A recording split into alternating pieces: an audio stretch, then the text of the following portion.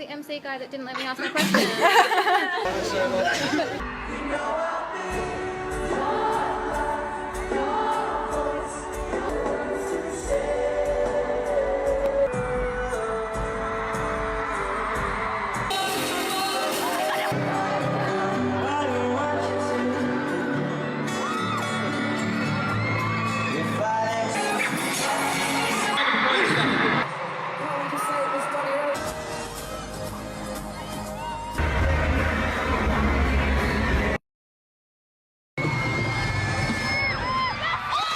Things at once as well. We're doing interviews and signing and something. That's what it was. I guess.